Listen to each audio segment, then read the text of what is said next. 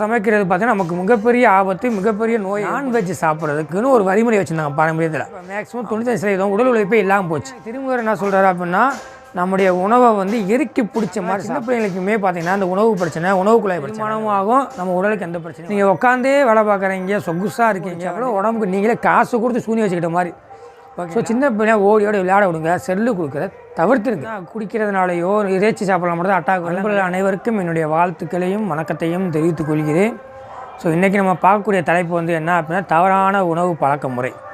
ஆக்சுவலாக வந்து முன்னாடி வாழ்ந்த நம்மளுடைய சித்தர்கள்லாம் பார்த்திங்கன்னா உணவு சாப்பிட்றதுக்கான வரைமுறை வச்சுருந்தாங்க, கால அளவு வச்சுருந்தாங்க, எந்த உணவு எப்படி எடுத்துக்கணும்னு வச்சுருந்தாங்க. அதே மாதிரி பார்த்திங்கன்னா இந்த இறைச்சிலாம் பார்த்திங்கன்னா எப்போ சாப்பிட்ணுன்னு அதுக்கெல்லாம் ஒரு விழா மாதிரியும் கூட வச்சுருந்தாங்கன்னு வச்சுங்களேன். ஆனால் இப்போ எல்லாமே மாறி போச்சு. ஆக்சுவலாக நோயற்ற வாழ்வே குறைவற்ற செல்வம்னு சொல்லுவாங்க. ஸோ நோய் இல்லாமல் இருக்கிறது தான் மிகப்பெரிய விஷயம், நல்ல விஷயம். செல்வம் குறையில்லாத செல்வம், அதான் மனசுக்கு நிம்மதியாக இருப்போம் அப்படின்ற ஒரு அந்த பழமொழி சொல்லுது. அதே மாதிரி பார்த்திங்க அப்படின்னா நொறுங்க தின்னால் ஆயுசு நூறுன்னு சொல்லுவாங்க. ஸோ நம்ம சாப்பிட்ற சாப்பாடை வந்து ஒரு தடவை வாயில் போடுறோம் அப்படின்னா அது 32 மென்று சாப்பிடணும். அந்த உமிழ்நோடு கலந்து முழுங்கணும். அப்படி முழுங்கும்போது என்ன ஆகுனா செரிமானமும் ஆகும், நம்ம உடலுக்கு எந்த பிரச்சனையும் வராது. ஆனால் நம்ம இப்போ என்ன பண்ணுறோம், சாப்பிடும்போது தண்ணி குடிக்கணும். ஸோ தண்ணியே குடிக்கவே கூடாது. ஸோ இது மாதிரி நிறையா தவறான பழக்க வழக்கத்தை நம்ம பின்பற்றுறோம். ஸோ அதை பற்றி தான் பார்க்க போகிறோம். ஸோ பாரம்பரிய உணவு முறை எப்படி இருந்துச்சு, தற்காலிக உணவு முறை எப்படி இருக்குது, ஸோ இந்த ரெண்டுக்குமான வித்தியாசம் என்ன, இதோடைய தீமைகள் என்ன, இதோட நன்மைகள் என்ன, அதை பார்க்க போகிறோம். எடுத்துக்காட்டுக்கு வந்து பார்த்திங்க அப்படின்னா உணவு. ஸோ நம்ம சமைக்கிறதே பார்த்திங்கன்னா தப்பு. இப்போ எல்லாமே எதில் சமைக்கிறாங்க அப்படின்னா குக்கரில் சமைக்கிறாங்க. ஸோ குக்கரில் சமைக்கிறது பார்த்திங்கன்னா நமக்கு மிகப்பெரிய ஆபத்து, மிகப்பெரிய நோயை ஏற்படுத்தும். என்ன ரீசன் அப்படின்னா, அரிசியில் நம்ம வடிக்கும் போது அது வகையான நொதி இருக்குது. அந்த நொதி என்ன பண்ணுது அப்படின்னா நம்ம கணையத்துக்குரிய பீட்டா செல்லுகளையும் ஆல்ஃபா செல்லையும் சேதப்படுத்துது. இதன் காரணமாக சுகர் ஏற்படுது. அதனால் உணவை வந்து என்ன பண்ணுறீங்கன்னா மேக்ஸிமம் குக்கரை தூக்கி போட்டுருங்க, அவாய்ட் பண்ணிடுங்க. வடித்த உணவை உண்ணுங்க. ஒன்று. ரெண்டாவது என்ன பண்ணுறீங்கன்னா, நீங்கள் சாப்பிடும் பொழுது தண்ணி குடிக்காதீங்க, வேக வேகமாக சாப்பிடாதீங்க. அப்படி சாப்பிட்டா தான் விற்கிக்கும். நீங்கள் பொறுமையாக மென்று சாப்பிட்டீங்கன்னா உமிழ்நீர் நிறையா சுரக்கும். அந்த உமிழ்நீரோடு சேர்ந்து நம்ம உண்ணும்போது நமக்கு செரிமான பிரச்சனை இருக்காது, குடல் சம்மந்தப்பட்ட எந்த பிரச்சனையுமே இருக்காது. 3. நீங்கள் சாப்பிடும் பொழுது எப்போயுமே வயிறு முட்டை சாப்பிடாதீங்க. அரை வயிறு இறப்பை அரை இறப்பை சாப்பிட்ணும். அரை வயிறு சாப்பாடு, 1/4 வயிறு தண்ணி, 1/4 வயிறு ஃப்ரீயாக விடணும். ஓகேங்களா? ஸோ எப்போயுமே திருமுறை என்ன சொல்கிறாரு அப்படின்னா, நம்முடைய உணவை வந்து எரிக்கி பிடிச்ச மாதிரி சாப்பிட்ணும். நம்ம இறைப்பை வந்து எரிக்கி பிடிச்சாலும் அந்த காற்று போகிற மாதிரி சாப்பிட்ணுன்னு சொல்கிறார். ஓகேங்களா? இன்னொன்று பார்த்தீங்க அப்படின்னா, இப்போ நான்வெஜ் சாப்பிட்றதுக்குன்னு ஒரு வழிமுறை வச்சுருந்தாங்க பாரம்பரியத்தில். பாரம்பரிய தமிழர்கள் வந்து நான்வெஜ் எப்போ சாப்பிடுவாங்க அப்படின்னா, இயர்லி மார்னிங் விடிய காலையில் சாப்பிட்ற பழக்கம் இருந்துச்சு. ஆனால் இப்போ மதியமாக மாறி நைட்டாக மாறி அன்டைம் ஆகிப்போச்சு. நைட்டு 1 மணிக்கு சுட சுட பிரியாணி கிடைக்குது அப்படின்னு போடுறாங்க, அதை சாப்பிடவும் செய்கிறாங்க. சாப்பிட்றது மட்டும் இல்லாமல் மிகப்பெரிய தப்பு என்ன பண்ணுறாங்க அப்படின்னா, சாப்பிட்டோன்னே ஐஸ்கிரீம் சாப்பிட்றாங்க. அது சாப்பிடவே கூடாது, சுடுதண்ணி தான் குடிக்கணும். ஸோ நீங்கள் நான்வெஜ் சாப்பிட்டீங்கன்னா கூல்ட்ரிங்க்ஸோ ஐஸ்கிரீமோ தவிர்த்துருங்க. 3வது, மனிதர் இப்போ மேக்ஸிமம் 95% உடல் உழைப்பே இல்லாமல் போச்சு. ஆஃபீஸ் போகிறதுக்கு பைக்கில் போகிறாங்க, ஆஃபீஸில் உட்காந்து மணி வேலை பார்க்குறாங்க, திரும்பி பைக்கில் வராங்க, வந்துட்டு வீட்டில் படுத்து செல்லன்னு ஒன்றாங்க.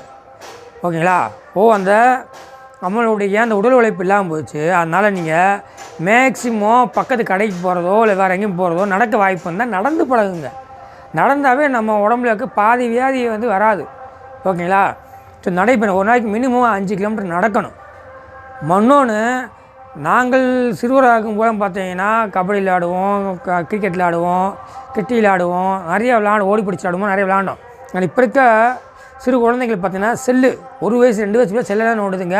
அந்த வீடியோ ஷார்ட்ஸ் மவுத் வரைக்கும் பார்த்துட்டே இருக்குதுங்க. ஸோ விளையாட்டு இல்லாமல் போய்ட்டு அதனால் சின்ன பிள்ளைங்களுக்குமே பார்த்திங்கன்னா அந்த உணவு பிரச்சனை, உணவு குழாய் பிரச்சனை எல்லாமே வருது. ஸோ சின்ன பிள்ளைங்க ஓடியோடு விளையாட விடுங்க, செல்லு கொடுக்குற தவிர்த்துருங்க. ஓகேங்களா? அதேமாதிரி பார்த்திங்கன்னா இந்த கோழிக்கறி எடுக்கிறாங்க நிறையா வீட்டில், டெய்லியும் கூட சாப்பிட்றவங்களாம் இருக்காங்க. ஸோ முன்னாடிலாம் பார்த்திங்கன்னா கோழிலாம் நாட்டுக்கோழி தான். இப்போ என்னென்னா பிராய்லர் கோழின்னு தனியாக சொல்கிறாங்க, நாட்டுக்கோழி புதுசாக நாட்டுக்கோழின்னு பெருமையாக சொல்கிறாங்க. அப்படிலாம் கிடையவே கிடையாது. ஓகேங்களா? இப்போ வந்து என்ன இப்போ வந்து பிராய்லர் கோழி வந்தனால நம்முடைய நாட்டுக்கோழியோடைய இனம் அழிய ஆரம்பிச்சிருச்சு. அதை யாரும் சாப்பிட்றதே இல்லை. ஸோ பிராய்லர் கோழி சாப்பிட்றத அறவே ஒழிங்க. அதனால தான் பார்த்திங்கன்னா இந்த பெண் குழந்தைங்கள்லாம் வந்து தேவையில்லாத உடல் உபசரியத்தில் ஏற்படுது. இன்னொன்று, கோழி நீங்கள் வாங்கி சாப்பிட்டோன்னா அதில் தோலை உரித்து சாப்பிடுங்க. ஏன்னா அதுக்கு கொழுப்பு வந்து உங்களுக்கு செரிமானம் ஆகாதுங்க. ஏன்னா நீங்கள் உடல் உழைப்பு இல்லாமல் இருக்கீங்க.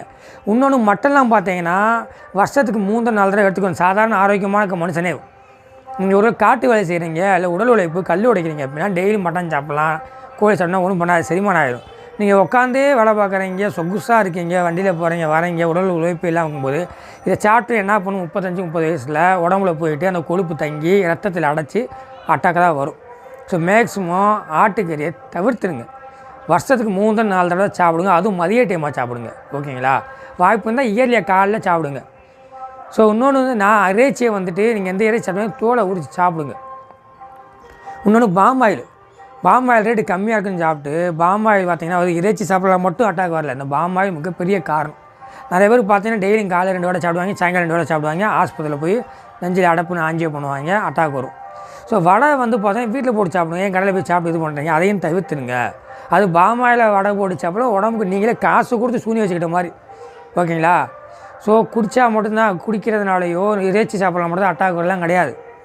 வடை எண்ணெய் பலகாரம் சாப்பிட்றாலும் வருது. ஸோ எண்ணெய் பலகாரத்தை மேக்ஸிமம் வெளியே சாப்பிடாதீங்க, வீட்டில் செஞ்சு சாப்பிடுங்க. மெயினாக கடலை எண்ணெய் யூஸ் பண்ணுங்கள், நல்லெண்ணெய் யூஸ் பண்ணுங்கள், அதான் உடம்புக்கு நல்லது. ஓகே, உடல் ஆரோக்கியமாக இருக்கும். இன்னொன்று, நீங்கள் சைக்கிளில் வந்து ஒரு எல்லாமே மேக்ஸிமம் எல்லா வீட்லையும் பைக் இருக்குது, சைக்கிள் யார் வீட்லேயும் இல்லை. ஆனால் முன்னாடி பார்த்தீங்கன்னா சைக்கிள் இருந்துச்சு எல்லா வீட்லேயும். அதனாலே பார்த்தீங்கன்னா அது ஒரு எக்ஸசைஸ் மாதிரி. ஸோ சைக்கிள் ஓடுந்த காலத்தில் நீங்கள் நல்லா யோசிச்சு பாருங்கள், யாருக்காவது அட்டாக் வந்திருக்கா, ப்ரெஷர் வந்திருக்கா, சுகர் எதுவுமே வந்தது கிடையாது. யாராவது பணக்காரங்களுக்கு வரக்கூடிய வியாதி, ஏன்னா பணக்காரங்க சொகுசாக இருப்பாங்க. ஓகே, ஆனால் இப்போ எல்லாத்துக்கும் வருது. காரணம் அந்த உணவு பழக்க முறையும் நம்முடைய வாழ்க்கை முறையும் மாற்றம் மட்டுமே தவிர வேறு எதுவுமே கிடையாது. நீங்கள் எதாவது ஆரம்பத்திலே எல்லாம் பண்ணீங்க அப்படின்னா உங்கள் உடல் நலம் பாதிக்கப்படும்.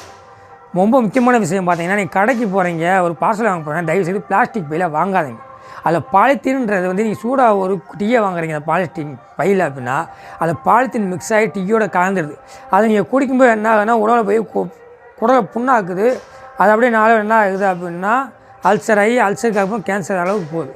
ஸோ பாலித்தீன் பையை யூஸ் பண்ணாதீங்க.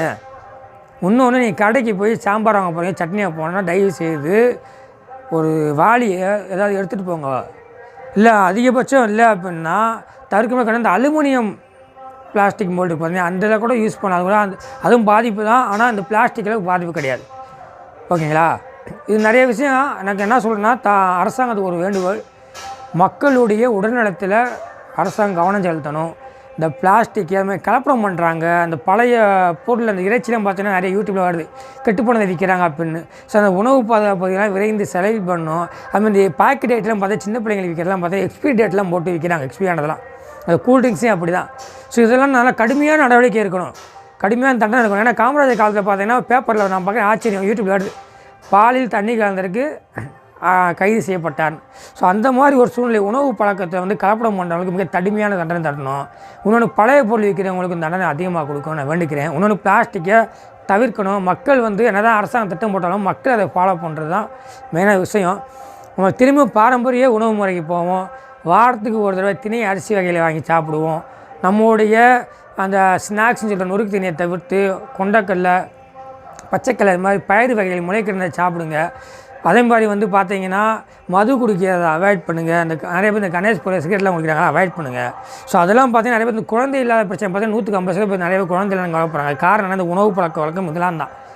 ஸோ மெயினாக வந்து நான் சொல்கிறேன் என்னென்னா, பிராய்லர் கோழி, பாமாயில், இந்த பிளாஸ்டிக் பை, உடல் உழைப்பு இல்லாமல் இருக்கிறது, இந்த 5 விஷயத்தை மட்டும் கவனம் செலுத்துங்க. கவனம் செலுத்தி அனைவரும் நல்ல உடல்நலத்தோடு வாழுங்க. அதுக்கப்புறம் உடல்நலம் சரியானதுக்கப்புறம் உங்களுடைய மனசை வெளிப்படுத்துங்க. அனைவரும் தன்னை உணர்ந்து இறைவனை அடையணுன்றது தான் சித்தர் மாணிக்கவாசக சுவாமிகளுடைய குறிக்கோள். ஸோ நீங்கள் உடலில் சிறப்பாயிட்டீங்க அப்படின்னா மனதளவில் நீங்கள் வலிமை பெறதுக்கு 6வது அறிவுக்கு அப்பால் நூலை வாங்கி படிங்க. மொத்தம் 3 வால்யூம் இருக்குது. ஃபஸ்ட்டு வால்யூம் 6வது அறிவுக்கு அப்பால், 2வது வால்யூம் கண்ணின்றி காணலாம் காதின்றி கேட்கலாம், 3வது வால்யூம் ஓடி தெரியாத சும்மா இரு. ஓகே, நன்றி, வணக்கம். அடுத்த வீடியோவில் சந்திப்போம்.